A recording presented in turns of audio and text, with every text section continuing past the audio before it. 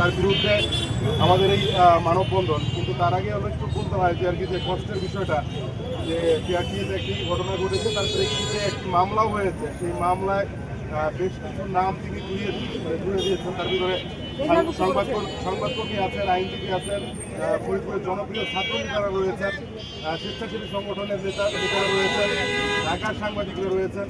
তো যারা এই ওনার এই বিষয়ে ব্যক্তিগতভাবে, যেমন আমি ব্যক্তিগতভাবে ওনাকে চিনি না, জানি না, ওনার সাথে কোনোদিন কথাও হয় না, ওনার বিরুদ্ধে রিপোর্টও করি নাই কোনোদিন, কিন্তু উনি এই নামগুলো জুড়ে দিয়েছেন। আমাদের একটা আপা যে এই যে আইনজীবী স্বপ্নাপা, উনি ফোন করছিলেন ওনাকে, উনি বলছে যে আপনাদের ট্যাগ করছে, তাই হচ্ছে হলো যে আপনাদের নাম জুড়ে দিচ্ছে। তো এইটা তো কোনো কথা না। ট্যাগ তো আমরা মন্ত্রী এমপি মিনিস্টারকেও করি, তো সরকারি কর্মকর্তা এতটুকু ন্যূনতম জ্ঞান থাকবে না যে ট্যাগটা কি বা ট্যাগ কাকে করে তার কোনো মামলায় জুড়ে দেবে। এটি আসলে দুঃখজনক। এটা করে আসলে উনি বিআরটি এর সুনাম উনি নিজে পূর্ণ করেছেন, সরকারি কর্মকর্তাদের সুনাম পূর্ণ করেছেন। আমার মনে হয় যে বিআরটিরই উচিত, সরকারি কর্মকর্তাদের উচিত ওনার বিরুদ্ধে স্বপ্রণোদিত হয়ে ব্যবস্থা নেওয়া। আমাদের মাঠে দাঁড়ানোর দরকার নেই, কারণ উনি যে কাজটা করেছেন তাতে সরকারি কর্মকর্তাদের সম্মান উনি নিজে ডুবিয়েছেন।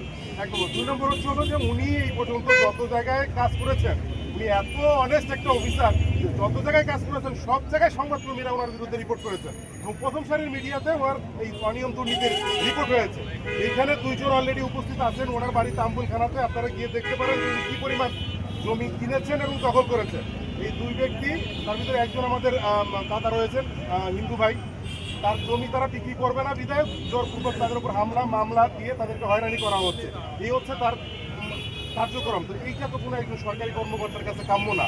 তারপরেও উনি যে এই বিভিন্ন জায়গায় যে কাজগুলো করে আসছে, আমরা চাইবো বিআরটিএ এবং প্রশাসনের কাছে দ্রুত সময়ের মধ্যে, বদলি কোনো সমাধান না, বদলি কোনো সরকারি চাকরির কোনো শাস্তি না, দ্রুত সময়ের মধ্যে তাকে বরখাস্ত করতে হবে এবং বিভাগীয় মামলা রুজু করতে হবে।